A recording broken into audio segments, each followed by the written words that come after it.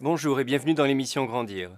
Aujourd'hui, on va voir comment réagir si votre enfant manque de confiance en lui.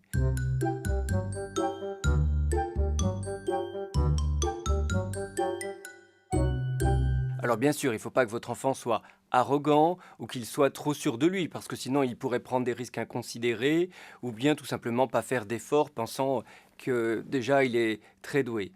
En revanche, s'il manque de confiance en lui, il risque de ne pas oser pratiquer telle activité ou bien de ne pas oser aller vers autrui ou même sur le plan scolaire, de ne pas oser aller de l'avant et terminer un travail imaginant qu'il ne pourrait pas le terminer. Et donc ça l'handicaperait.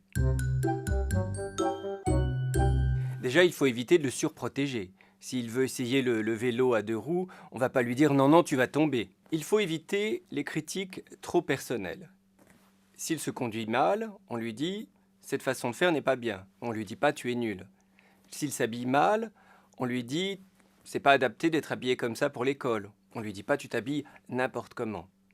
On va éviter aussi les attentes trop élevées. Alors bien sûr, en tant que parent, on a un objectif, on veut qu'il réussisse ceci ou réussisse cela, mais on va lui fixer des objectifs progressifs pour qu'il puisse les atteindre. Parce que sinon, ça lui semblera trop élevé pour lui et il risque de renoncer. Enfin, on évitera de conditionner notre amour à sa réussite. C'est-à-dire qu'il réussisse ou qu'il rate, de toute façon, on l'aime quand même. Parce que sinon, il n'osera jamais rien faire de peur de perdre notre amour. Certes, il ne faut pas le surprotéger, mais il faut tout de même le protéger. S'il est un peu intrépide, on va faire en sorte d'aménager l'espace pour pas qu'il se blesse. Parce que s'il lui arrive trop d'accidents, trop de malheurs, au final, il n'osera plus rien faire. S'il est menacé ou embêté par des enfants à l'école, eh bien on intervient pour le protéger. Si votre enfant manque de confiance en lui, responsabilisez-le. Confiez-lui des petites responsabilités. Par exemple, envoyez-le acheter le pain, ou bien accompagnez-le faire des courses, mais invitez-le à demander à la marchande le produit. Responsabilisez-le et autonomisez-le.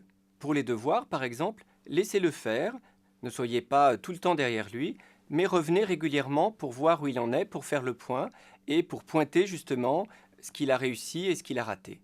Et puis on va développer ses activités, en espérant qu'il devienne très compétent dans l'une d'elles, parce que du coup ça sera une assise pour sa confiance en lui, mais même s'il ne devient pas super performant au football ou dans la danse, peu importe. Le fait d'être comme ça un peu touche à tout, ça développera sa confiance en lui et surtout ça l'ouvrira aux autres. Ça lui permettra d'entrer en communication avec les autres.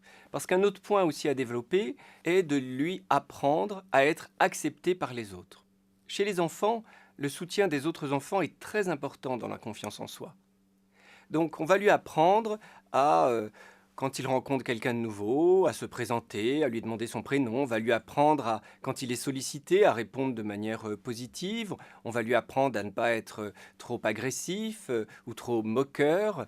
On va lui apprendre aussi à savoir dire non, bien sûr, pour se faire respecter. L'autre conduite à tenir, c'est bien sûr de le valoriser, de le complimenter, de l'encourager.